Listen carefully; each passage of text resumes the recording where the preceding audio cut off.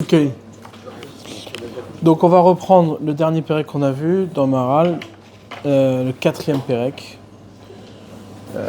où on avait terminé sur une différence de proposition de ce qui était le seder des mitzvot, l'organisation des mitzvot, que Joukho a donné.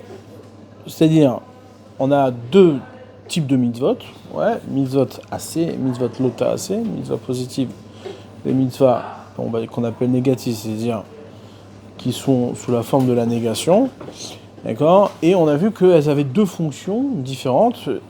Pour les mitzvot lota assez, pour les mitzvot négatives, eh bien, ce sont des mitzvot qui doivent garder, on va dire, préserver la structure que l'homme a héritée, que l'homme a pas hérité, que Hachem lui a donné, et les mitzvot assez qui sont celles qui amènent à acquérir une évolution, une dimension supérieure, ce qu'on appelle la Mahala, Kinyan Mahala, comme dans le langage du Maharal. Donc il y a deux fonctions dans les mitzvot.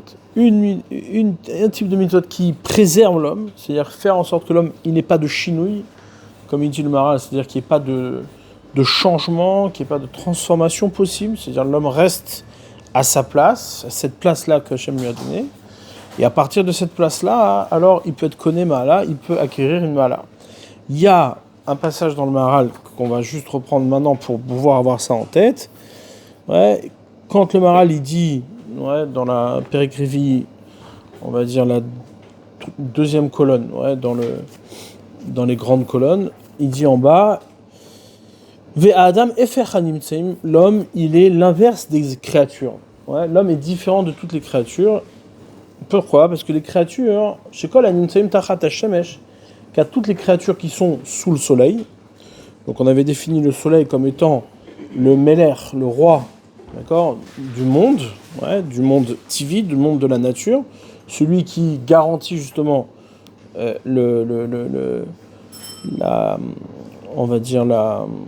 la structure que Joukho a donnée au monde et à l'homme. Donc il dit toutes les créatures sont différentes que celles de l'homme. Pourquoi ?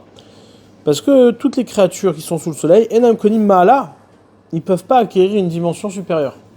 Ils n'ont pas de possibilité d'acquérir une dimension supérieure. Telles qu'elles ont été créées, elles restent. Alma Shinivru, telles qu'elles ont été créées, elles restent. Baal, seulement, le Yatsugam Ken Miseder Araoui. Mais c'est vrai que c'est un désavantage parce qu'elles ne peuvent pas acquérir une Mahala, elles ne peuvent pas acquérir une supériorité. Cependant, elles ne peuvent pas non plus, c'est-à-dire elles ont l'avantage de ne pas pouvoir sortir de ce pourquoi elles ont été créées. C'est-à-dire elles n'ont pas la possibilité de trahir la volonté d'Akadosh Baruch Hu. Adam connaît Mahala, par contre l'homme, lui, il a la possibilité d'acquérir une dimension supérieure, Mahala Yoter, Mima Shaya, plus que ce qu'il est, Aval ou Yotzim Naseder. Par contre, il a un désavantage, c'est quoi ? C'est qu'il peut trahir la volonté d'Akadosh Baruch Hu, il peut trahir la structure dans laquelle il a été créé, la structure dans laquelle il a été déposé. D'accord ? Donc, c'est-à-dire, on voit d'ici que l'un est lié à l'autre. C'est-à-dire, si tu peux acquérir une Mahala, le fait que tu puisses acquérir une Mahala, ça te donne la possibilité de trahir la structure initiale.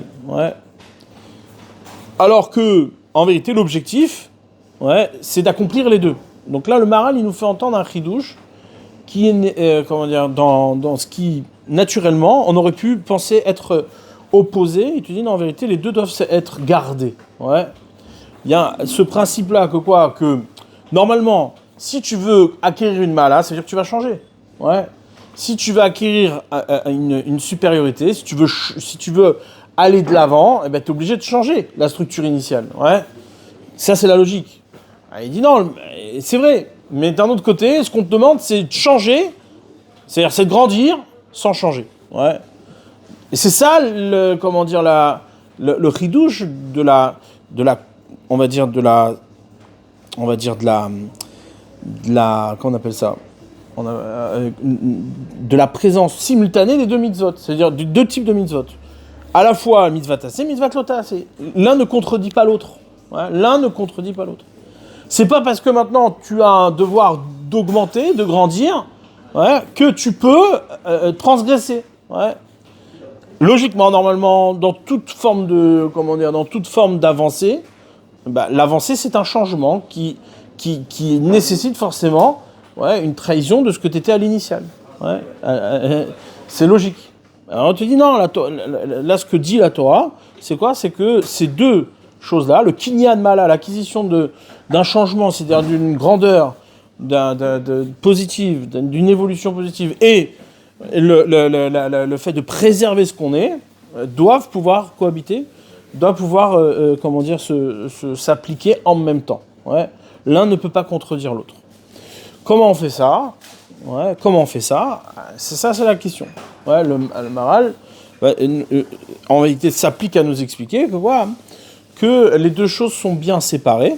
Ouais, Kinyan Mala et le fait de préserver ce qu'on est, notre structure. Mais d'un autre côté, l'un se réfère à une dimension qui est l'homme, c'est-à-dire les Evarim, les membres de l'homme. Ouais, et de l'autre côté, le mitzvot l'ota'aseh, elle, c'est là où il y a un changement, on va dire, de référence structurelle. C'est-à-dire, il va dire les 365 mitzvot négatives se réfèrent aux 365 jours de l'année. Donc celui qui est, on va dire symboliquement, le roi, le gardien de cette structure-là, c'est le soleil. Ok. De l'autre côté, un autre qui dira non, moi ce que je prends comme référent, ce n'est pas le soleil, mais c'est l'homme lui-même. Ouais, l'homme lui-même, c'est-à-dire qu'il y a bien chez l'homme, dans l'homme lui-même, 365 tendons qui correspondent justement à cette qualité-là de préserver la structure de l'homme. Donc en vérité, ce qu'il y a on peut déjà démarrer d'emblée et dire avec ce qu'on a introduit qu'on n'est pas obligé d'aller chercher une marloquette entre les deux. C'est-à-dire, l'un donne une représentation qui n'ose pas faire cohabiter dans la même structure ces deux notions qui sont complètement opposées. Ouais. C'est-à-dire que ça paraît aberrant d'imaginer que ce qui te motive à être différent, puisse se retrouver, être la même chose qui te motive à te préserver. Ouais. C'est-à-dire, quand le Zohar, c'est-à-dire le Midrash qui est ramené, ensuite, à la différence de Rabbi Simlai, quand le Zohar vient te dire mais non, on retrouve ces deux notions-là chez l'homme lui-même. C'est-à-dire, à la fois mitzvot l'ota'aseh, mitzvot ta'aseh, où on voit ça chez l'homme lui-même, 365 tendons, et 248 membres.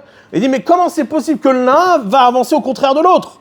C'est-à-dire, quand par mes membres lui-même, et c'est ça le chidouche du Maharal ici, c'est-à-dire, si je viens et je dis que le kinyan ma'ala, c'est-à-dire l'acquisition, on va dire, d'amélioration de l'homme, elle est intellectuelle et non pas, dans la structure matérielle de l'homme, c'est-à-dire dans son action. Alors oui, je peux très bien séparer l'un et l'autre.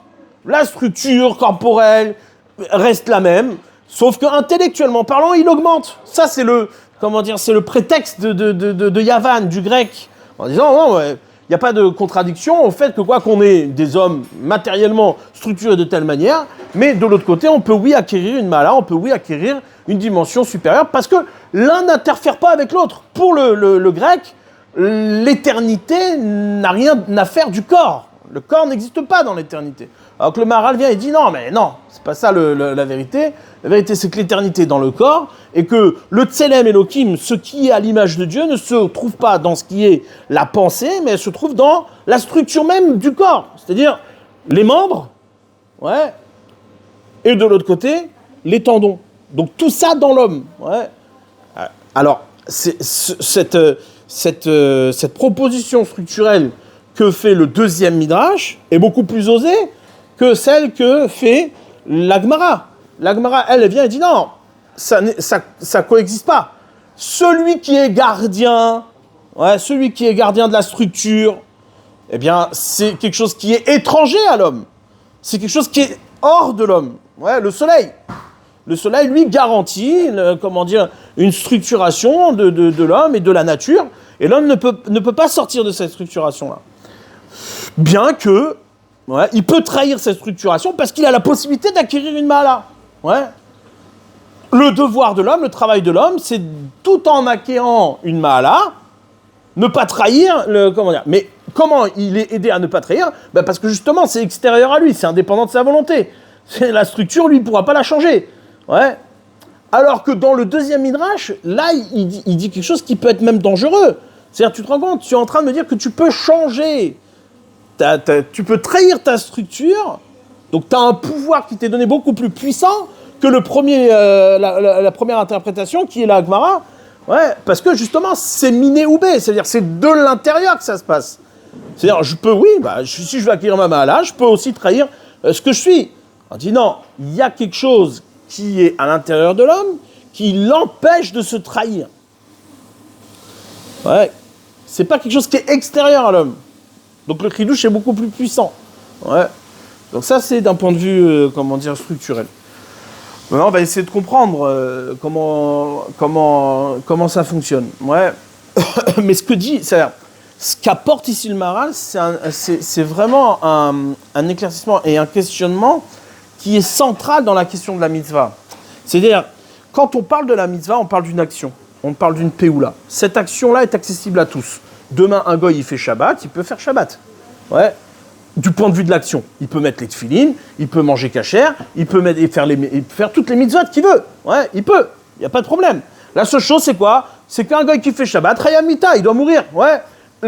Son application, elle est, du point de vue de la mitzvah, n'est pas acceptable. Son action n'est pas réalisée. Elle est même une trahison, quelque part, de l'application. Donc, c'est étonnant. C'est-à-dire, d'un côté, tu me dis, non, mais c'est une péoula, c'est une action. Et de l'autre côté, tu me dis, non, mais tu peux pas faire cette action comme tu en as envie. Ah, pourtant, je l'ai bien réalisée. Qu'est-ce qu'il y a de différent ? Ouais.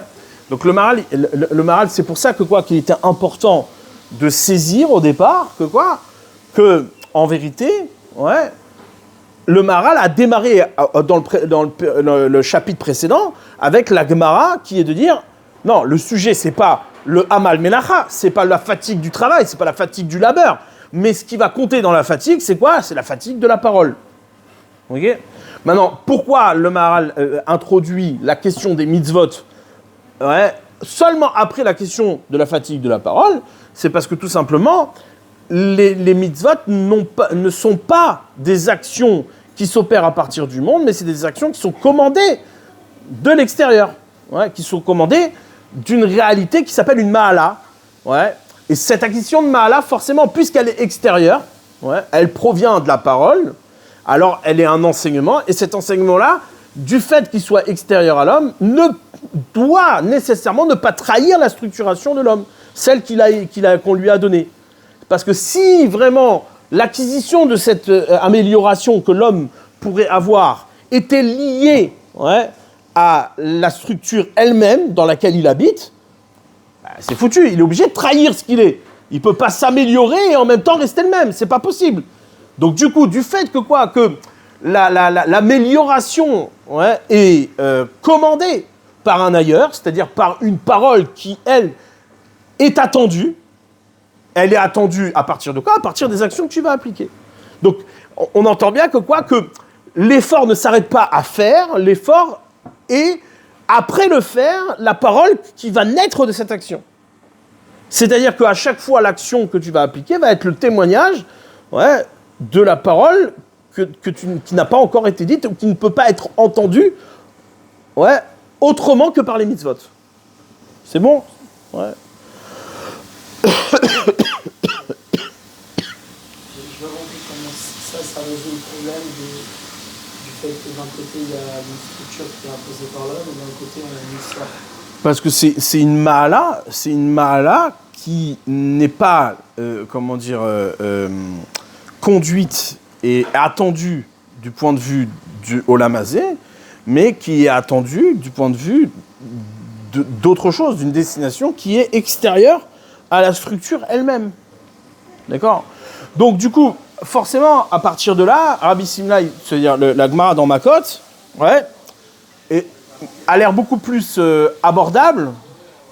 Pourquoi ? Parce que, forcément, si je viens et je dis que quoi ? Que le Kinyan Ma'ala, qui est en lien avec les membres de l'homme, d'accord ? Certes, c'est vrai qu'on prend comme référence la structure de l'homme, mais cette structure-là n'est pas l'origine de la raison des mitzvot. Non, c'est qu'il y a les mitzvot qui est l'origine de la structure de l'homme. Les membres ne sont que la conséquence de cette structure intellectuelle, spirituelle, qui précède l'homme, et qui précède même sa structure qu'on lui a imposée. D'accord ? Maintenant, pour ça, c'est-à-dire, une fois que tu as compris ça, bon, ok, tu comprends qu'effectivement, ce qui est attendu, ce n'est pas l'action elle-même, ce n'est pas la mitzvah elle-même, mais ce qui est attendu, c'est la parole qui est derrière, la parole qui va naître de cette application. D'accord ? Maintenant, de l'autre côté, sans cette application, la parole n'est pas accessible. Il est impossible de témoigner d'une parole s'il n'y a pas cette action-là qui est la mitzvah. C'est ce qu'il dit au départ, le Maharal, sans ces deux actions-là, impossible d'accéder à la parole d'Hachem, impossible d'accéder à la Torah. C'est impossible. Donc la mitzvah est indispensable à la naissance de cette parole. C'est un petit peu, en résumé, ce que nous disent nos sages. Quand les bénis Israël, ils ont reçu la Torah, ils ont dit « Naaseh venishma », on fera et on comprendra. C'est pas du tout une histoire de fidélité seulement, c'est pas qu'une question de pédagogie, c'est-à-dire oui, d'abord je fais et puis après je comprendrai parce que je serai plus intelligent après. Non, c'est quoi ? C'est que tout simplement, il est impossible de comprendre en dehors de l'action que j'ai appliquée. C'est-à-dire si tu cherches à comprendre, avant même ton action, qui va être une compréhension qui va commander ton action, alors du coup, tu trahis la structure, de départ. Parce que tu es obligé de dire que ce que tu as compris est nécessairement un changement à partir du monde. Et n'est pas une proposition de changement à partir de ce que tu es. D'accord ? Donc ça, c'est ça le Naaseh Benishma. C'est ça qu'on dit. Naaseh Benishma, on fera et on comprendra. Je saisis bien que toutes mes compréhensions sont cadrées dans l'action et l'application qu'on m'a imposée. C'est-à-dire mitzvot. Ok ? Donc c'est pour ça que nécessairement dans les mitzvot, il y a ce qu'on appelle mitzvot lo ta'aseh et mitzvot aseh. Maintenant, c'est sûr que Rabbi Simai est beaucoup plus proche de nous. Entre guillemets. Pourquoi ? Parce qu'il vient et te dit, cette structuration-là, il y a d'un côté le soleil et le monde qui, lui, est structuré et qui impose à l'homme un cadre, d'accord, duquel il ne peut pas sortir. Et de l'autre côté, il y a ce Kinyan Ma'ala, cette amélioration-là qui va se faire et qui, au bout du compte, celle qui va conduire à la parole d'Hachem. D'accord ? Mais là, lui, il s'appelle le Zohar, le Midrash, qui ramène après, vient dire non, tout ça c'est dans l'homme.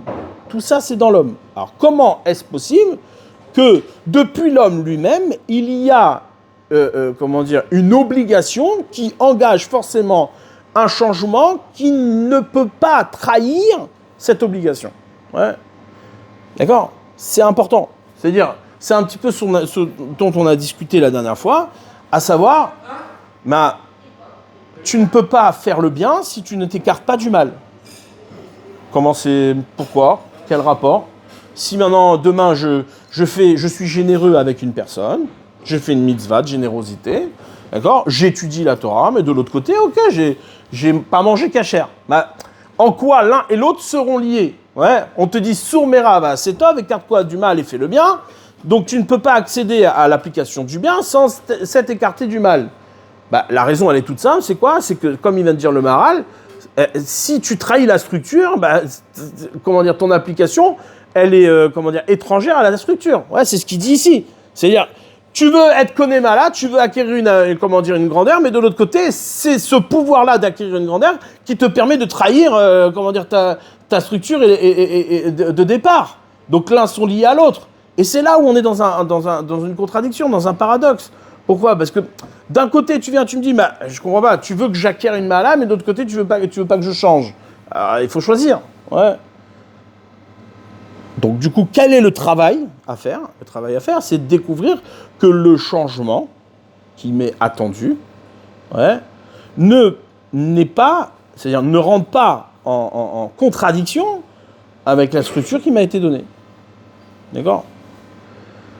Si tu mets tous ces éléments-là dans l'homme lui-même, ça devient beaucoup plus compliqué à comprendre. Parce que comment de ce même système, je peux entendre le devoir de changer tout en entendant le devoir de ne pas changer. Ouais. C'est ce qu'on appelle les mitzvot, ouais, le Ovda ou le Shomra, comme il a dit, Hachem à Adam Arishon, quand il était dans le Gan Eden, il a dit, tu sais quoi, voilà, ce champ-là, tu vas le servir, tu vas le travailler et tu vas le garder. Comment je peux le garder si je dois le travailler ? Ouais, je peux pas le garder, c'est pas possible. Dès lors que je vais faire un changement sur cet arbre-là pour pouvoir le faire pousser, pour pouvoir l'améliorer, pour pouvoir le faire grandir, eh ben, je vais trahir la shmira, c'est-à-dire le gardiennage que je suis en train de faire. Parce que forcément, il sera pas le même qu'au précédent.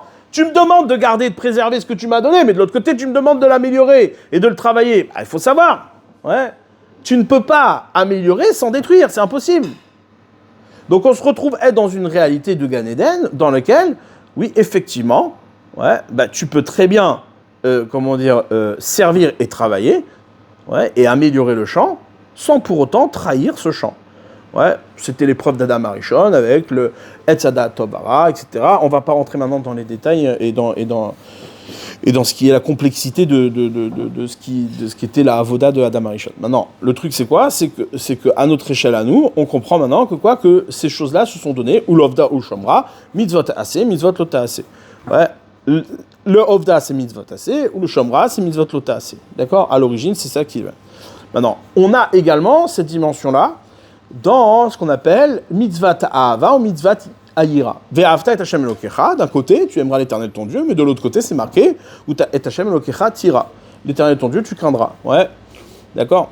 Donc, comment on peut à la fois craindre et à la fois aimer, c'est ça, toute la difficulté de ce service-là qu'on nous demande. Alors, quand je crains, parce que Hashem est extérieur à moi, et qu'il m'impose une certaine réalité, bah, effectivement, ça, c'est indépendant de moi. Ouais. Donc je peux très bien imaginer que la raison de mon amour pour Dieu est liée à ce que je suis, indépendamment de la raison de la crainte que j'ai de Dieu, parce qu'il est indépendant de ce que je suis. Ouais, bah, Dieu m'impose, mais de l'autre côté, je suis séparé de lui. Donc si je suis séparé de lui, moi je désire profondément m'y rapprocher, mais mais c'est pas en contradiction avec le fait que la crainte est imposée. Ouais. De l'autre côté, si tu me dis, ok, tous ces éléments-là, la raison de la crainte et de l'amour de Dieu se retrouvent être dans le même élément, dis, comment on fait ? C'est difficile. C'est-à-dire, je ne peux pas être à la fois dans une dynamique d'aimer tout en étant dans la même dynamique que de craindre. C'est pas possible. C'est impossible. Ouais. C'est-à-dire, je ne peux pas à la fois comprendre que saisir la distance que j'ai avec Dieu et à la fois l'aimer depuis la même chose. Depuis la même raison. Il y a bien deux raisons qui me poussent c'est beaucoup plus audible d'entendre qu'il y a deux raisons qui me poussent à la fois à craindre Dieu et à la fois aimer. Alors si tu me dis que c'est la même chose qui te pousse à la fois à l'aimer, à le craindre, alors là c'est plus compliqué. Ouais. Donc on te dit oui, cette réalité-là se retrouve être dans l'homme, ces deux concepts-là se retrouvent être dans l'homme, c'est ça le chidouche du Zohar. Et c'est ça la complexité du Midrash, c'est-à-dire en tout cas ce qu'apporte le Midrash en plus par rapport à la Gemara. Ouais. Même si au bout du compte, ça va revenir au même. On est dans les mêmes principes. C'est-à-dire, l'Ovda ou le Shomra, mitzvot aseh, mitzvot lota aseh. La question, c'est quelle est la siba ? Quelle est l'origine de ces mitzvot aseh, mitzvot lota aseh ? Alors, d'un côté, il va te dire c'est l'homme. Tout. À la fois mitzvot aseh et mitzvot lota aseh. Et l'autre, il va te dire non, il y a le monde, le teva, la nature. Dans le teva, on a évidemment une relation à Dieu qui a une relation de distance. Ouais, pourquoi ? Parce que Dieu est le créateur et toi tu es une créature. De l'autre côté, dans les mitzvot positives, eh bien on a une relation à Dieu qui est liée à l'homme lui-même, c'est-à-dire à Ahava. Ouais. Aimer Hachem, ouais, à partir de ce que je suis. C'est-à-dire ce que je veux, c'est quoi ? C'est aimer Hachem, c'est atteindre Hachem. Ouais, c'est ce que je suis.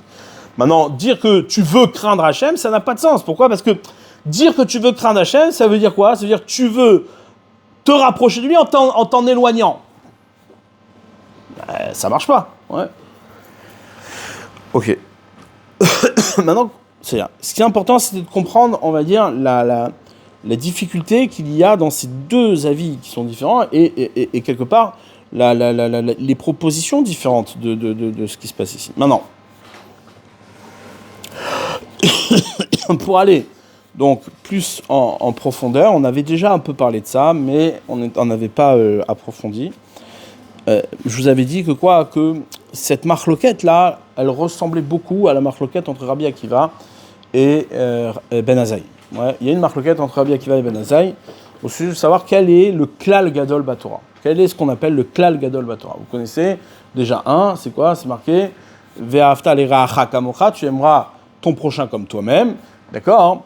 C'est Zeklal Gadol Batora. C'est le grand principe de la Torah. C'est Rabbi Akiva, Amar Rabbi Akiva, Ve'ahavta l'iracha kamocha, Zeklal Gadol Batora. Très connu. D'accord? De l'autre côté, il y a Ben Azaï qui lui dit non, comment tu peux dire une chose pareille? Regardez. On va d'abord commencer par le. J'ai juste encadré, ouais, c'est. Mais Torah de Kohanim. Il y a un midrash dans Torah de Kohanim qui ramène la chose suivante. Ve'ahavta l'iracha kamocha, tu aimeras l'Éternel ton Dieu. Rabbi Akiva Omer.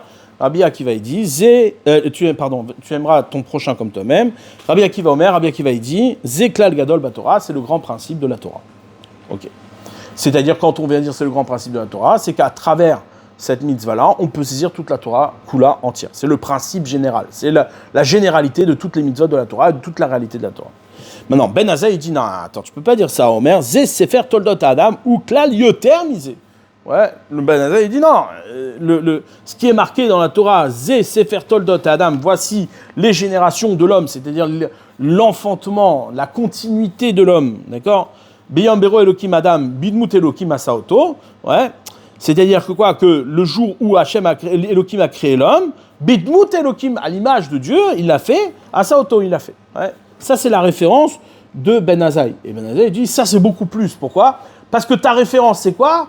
C'est Dmut Elokim. C'est le fait que Elokim et quelque part, il vient ici, on va dire, le Ben Azaï, il vient proposer un verset qui est dans un mouvement contraire à ce que propose Rabbi Akiva. Quand tu dis Ve'ahavta l'iracha kamocha, c'est-à-dire tu te lies à ton prochain, d'accord? Alors que, Zé Sefer Toldot Adam, tu te sépares de ton prochain, parce que tu engendres, ouais, et en plus de ça, ce qui t'impose quelque part, ta relation à Dieu, c'est Dmut Elokim.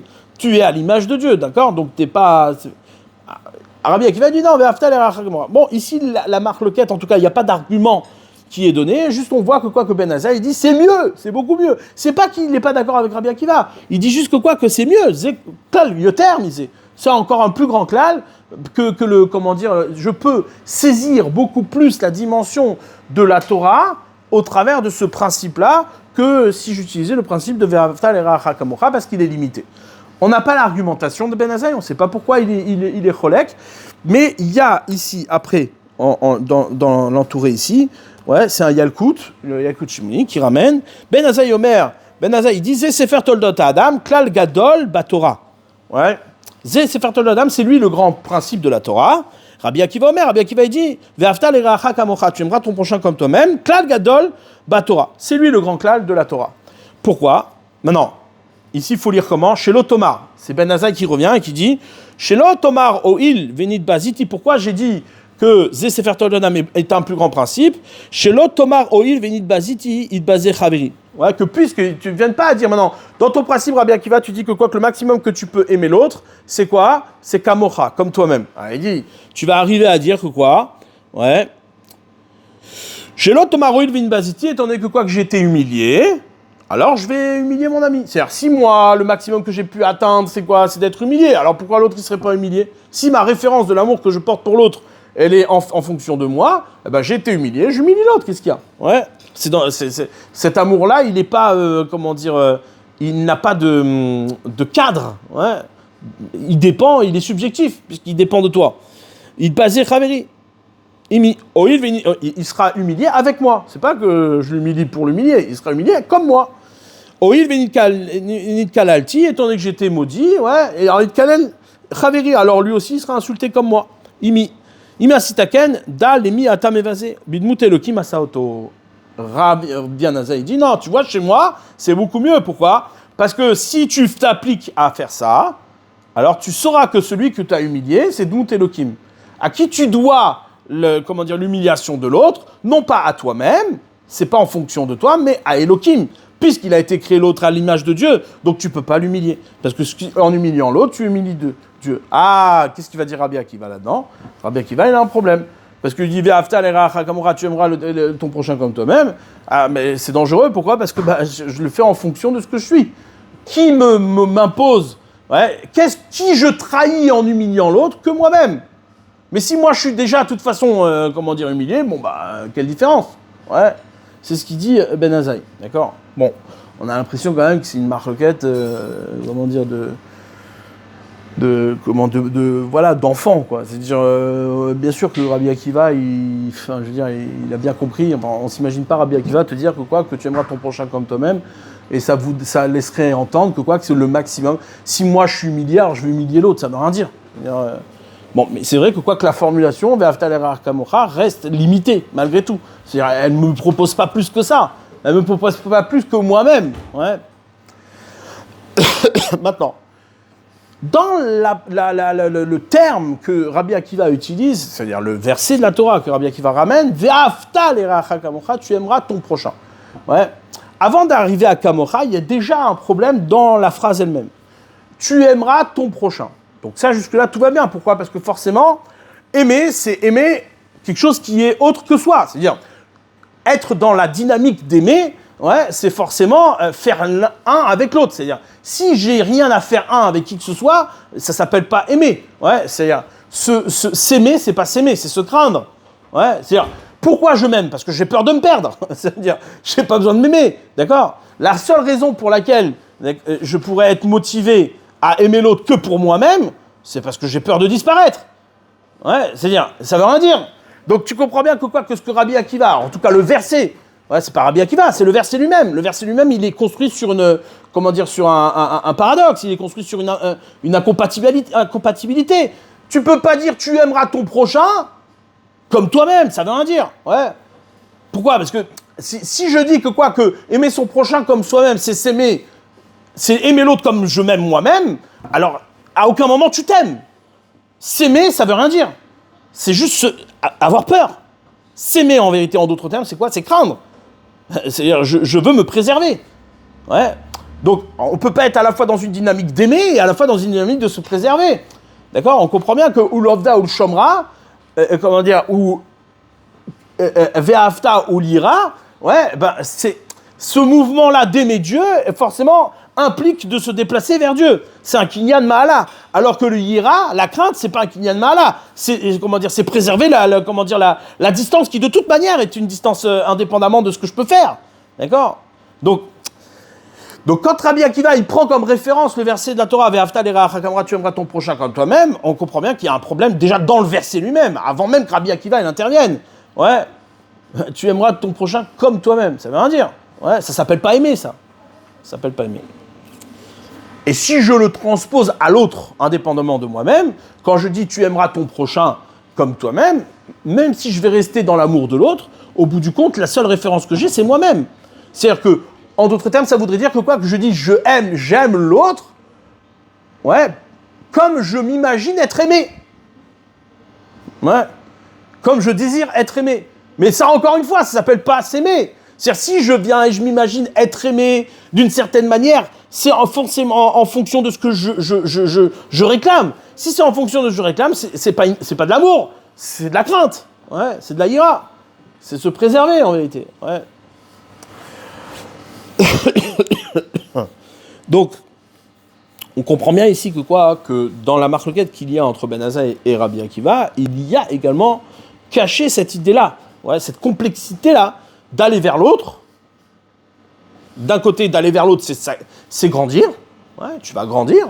Mais seulement grandir, c'est impossible de grandir si je me prends comme référence. Ouais, donc Rabbi Akiva correspondrait plus à l'enseignement du Zohar et Ben Azaï correspondrait plus à l'enseignement de la Gemara. Ouais, parce que Ben Azaï dit « Zé sefer toldat Adam, dmut Elokim ». Ce qui t'impose l'obligation, c'est quoi? C'est Dieu lui-même. Là, ici, je peux entendre, dit Ben Azaï, que je ne vais pas trahir l'amour que je dois à l'autre, je ne vais pas le trahir, étant donné que ce qui m'impose, ouais, à moi, l'obligation de me préserver et de préserver l'autre, par conséquent, c'est autre chose que moi-même. Mais si je prends comme référence l'amour que je dois à l'autre, c'est moi-même, alors je vais forcément l'humilier, parce que je vais le dénigrer en fonction de ce que je suis capable d'accepter ou de ce que je subis. Ouais.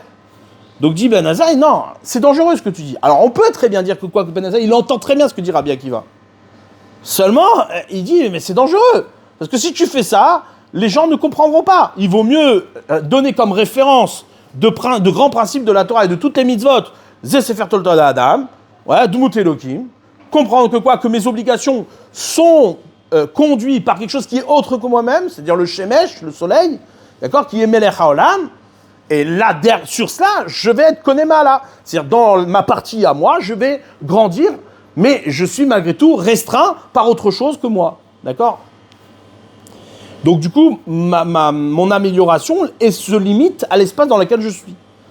Mais si je dis que que mon amélioration est liée, c'est plus que ce qu'on a dit tout à l'heure. D'après ce que dit Rabbi Akiva ici, c'est que mon amélioration est liée à moi-même. Et qu'elle se fait à partir de soi. Alors, où je vais aller chercher cette obligation qui est en moi, qui va préserver, d'accord, une amélioration de soi sans trahir ce que je suis. Ouais. Et donc, en vérité, ce que dit Rabbi Akiva, c'est quoi ? C'est qu'il existe bien chez l'homme, d'accord, une dimension qui s'appelle Kamocha, mais qui motive à la Hava. D'accord ? C'est-à-dire que qu'il existe bien chez l'homme une dimension qui est lui sans être lui.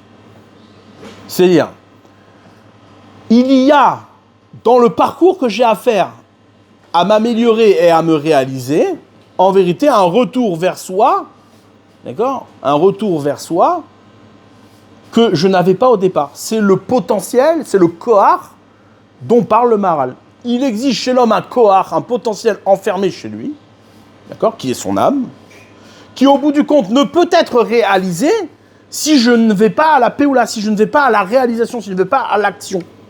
D'accord ? C'est-à-dire, quelle va être, en vérité, l'origine de cette réalisation et de cette amélioration ? C'est ce qui est enfermé en moi. Il y a une partie, c'est-à-dire, je suis défini nécessairement, dira Rabbi Akiva, je suis défini nécessairement à partir de quelque chose qui est étranger à moi. Cette notion-là, c'est une notion qu'on appelle Yichud Hashem, l'unicité du divin. C'est-à-dire, quand Rabbi Akiva parle de Ve'afta l'eracha kamocha, il entend dans ce verset quelque chose d'une profondeur extrême. C'est quoi ? C'est qu'il entend que la crainte, c'est elle qui, non seulement préserve la dynamique de Ahava, d'amour, mais pas seulement. Elle préserve pas seulement la dynamique d'amour, elle est à l'origine, c'est elle qui motive l'amour. C'est-à-dire, la crainte que j'ai d'Hachem, c'est elle qui est c'est elle qui renferme tous les secrets de l'amour que je dois à Hachem. Ouais. On va essayer d'expliquer un peu plus.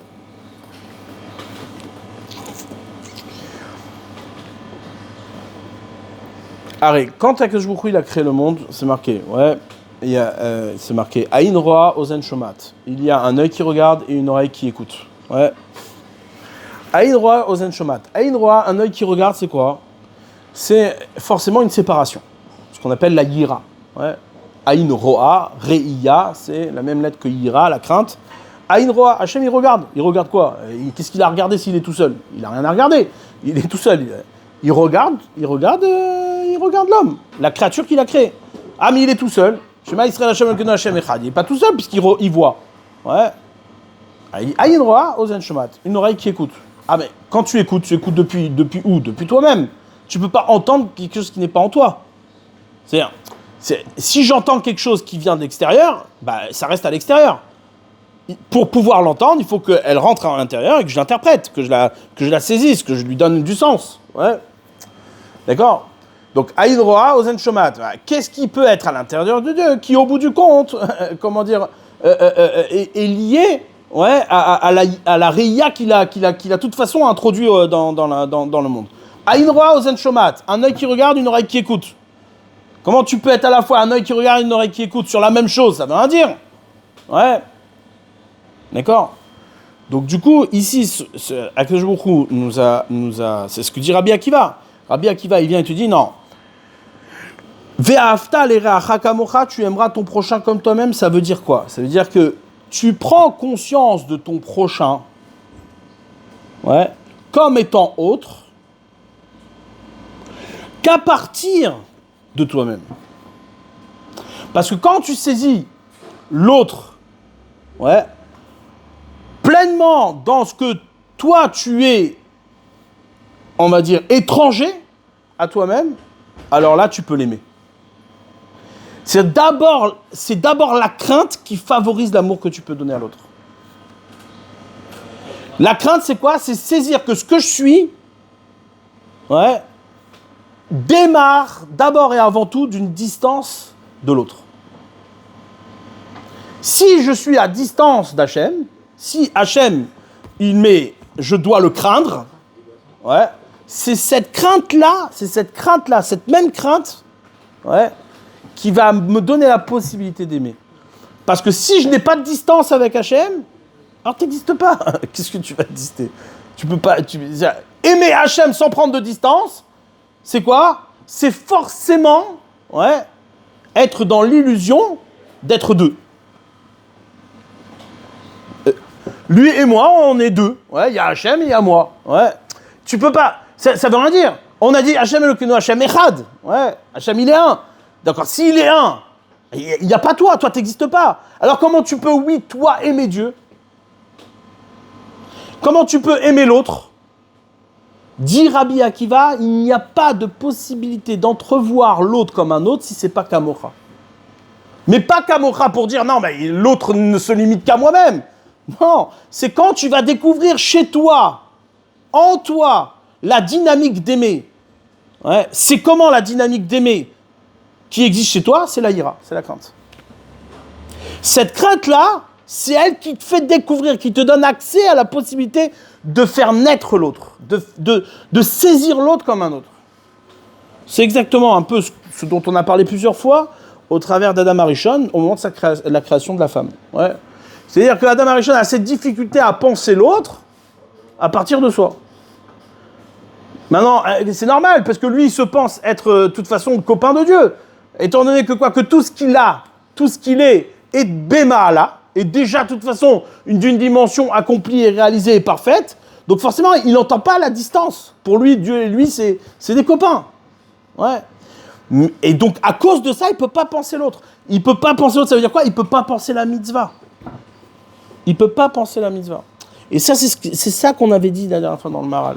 De manière beaucoup plus simple, c'est de dire, tu ne peux pas arriver à acquérir une ma'ala, tu ne peux pas grandir, ouais, si tu ne te préserves pas.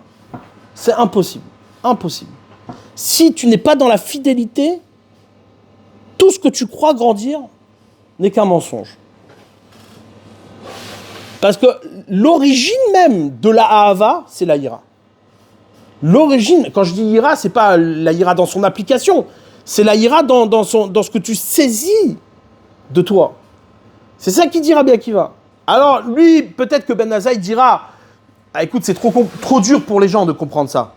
Zé Sefer Tolda, reviens à quelque chose de normal pour les gens. Ouais, mais il dira Rabbi Akiva, mais t'as pas compris. C'est-à-dire, si tu simplifies les choses de cette manière, bah, tu n'arriveras jamais à la Hava.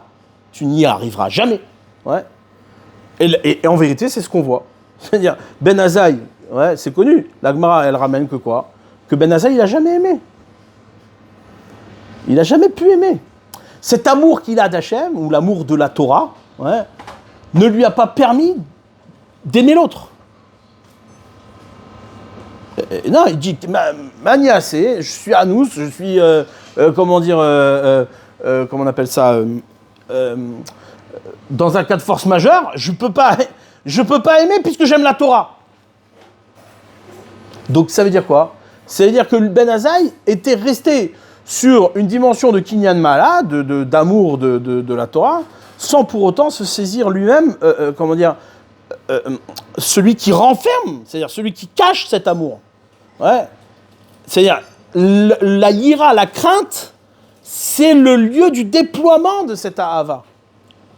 Et le lieu de la réalisation et de l'application de cette ahava. C'est pour ça que Ben Azaï, il meurt. C'est-à-dire, devant, on va dire, la révélation de la Torah, Ben Azaï, il meurt. Qu'est-ce qu'il va faire? À quoi il sert dans le monde? Il sert à rien. C'est-à-dire, il n'y a rien à réaliser ici. Et qu'est-ce que tu vas faire? Tu n'as rien à réaliser. T'aimes la Torah, t'es collé à la Torah, mais t'es plus rien en fait. T'es plus rien. Ouais. Alors que Rabbi Akiva, lui, il rentre, il sort en paix, tout va bien, il est capable d'aimer, il est capable de se marier, il est capable de... Il n'y a pas de problème. Tu vas me dire, mais comment c'est possible qu'il est capable d'aimer et de l'autre côté d'être entièrement dévoué à la Torah? Ouais, comme il dit le Maharal, en ahava l'eshnaim, tu peux pas aimer deux. T'aimes qu'un seul. Ouais, ça veut rien dire.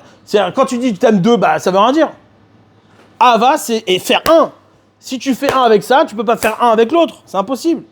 Ouais. Alors comment tu résous ce problème-là?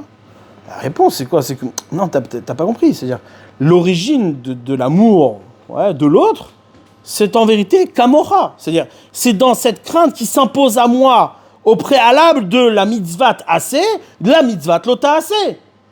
Ouais. Et donc, une fois que ça s'est saisi, alors naît de là-bas la mitzvah assez, la mitzvah positive, la mitzvah de la ahava. Et donc, ça revient dans notre relation à Akadosh Baruch Hu, une relation, beaucoup plus claire. Ouais. Ok, c'est vrai. On peut retrouver dans la nature cette dimension de Dmut Elokim, c'est-à-dire cette dimension du Shemesh qui est extérieure à soi, qui, du point de vue de la nature, le Elokim, impose une ira, une crainte, une limite, qui va, à partir de là, te permettre à toi, d'accord, de grandir. Ça, ok. Mais dira le Zohar, il dit non, ça va beaucoup plus loin que ça. Ouais, c'est-à-dire, ce que tu retrouves dans la nature, en vérité, c'est ce que tu retrouves chez l'homme lui-même. Mais comment c'est possible à la fois, depuis l'homme, à la fois justifier la crainte et l'amour, depuis la même structure? Il dit oui, c'est possible. Effectivement, dans la structure même de l'homme, il y a à la fois 365 tendons et 248 membres. Et c'est quoi cette réalité-là? C'est ni plus ni moins qu'il coexiste la Ahava et la Hira, en cela même que aimer en vérité, c'est quoi? C'est saisir pleinement que l'origine de ce qu'on est, c'est la distance qu'Hachem nous a imposée.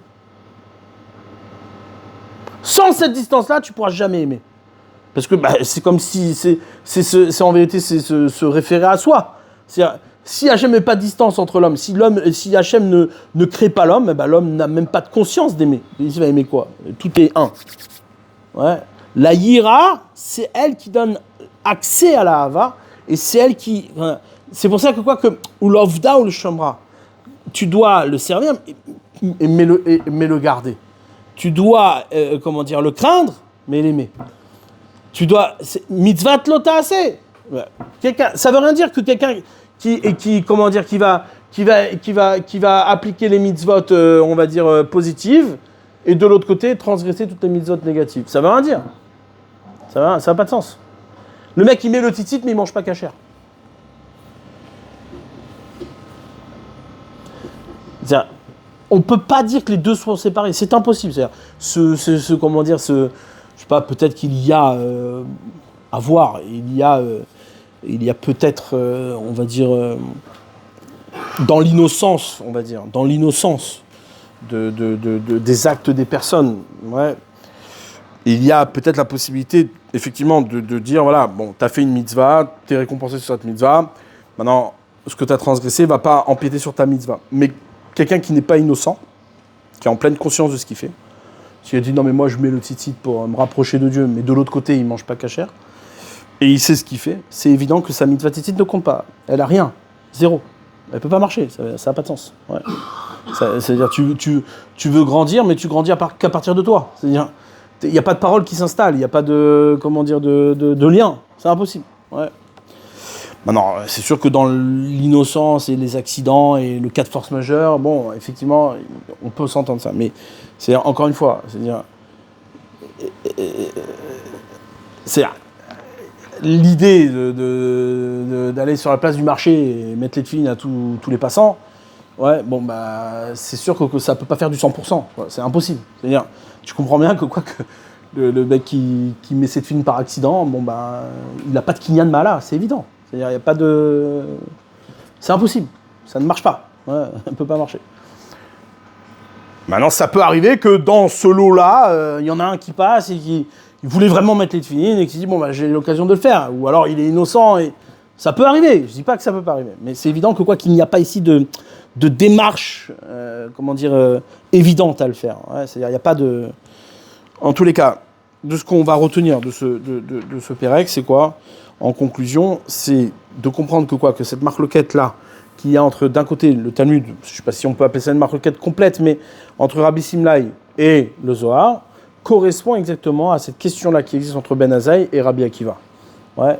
Et que Rabbi Akiva, quand il dit Ve'afta l'ereacha kamocha, il ne vient pas dire que tu dois concevoir l'amour de l'autre en fonction de toi. C'est pas ça qu'il dit. Il dit juste que le secret de l'amour de l'autre se trouve dans toi. Le kamocha, c'est ça qu'il faut lire dans le verset. Ve'afta l'ereacha kamocha. Tu ne peux trouver l'amour de l'autre, que si tu saisis ce que tu es, c'est-à-dire la crainte que tu dois avoir de toi-même. Parce que ce que tu as, c'est pas à toi. Ouais. C'est déjà quelque chose de déposé qui est mechayev, qui implique ta relation à Dieu. Ouais. Tov. Exactement.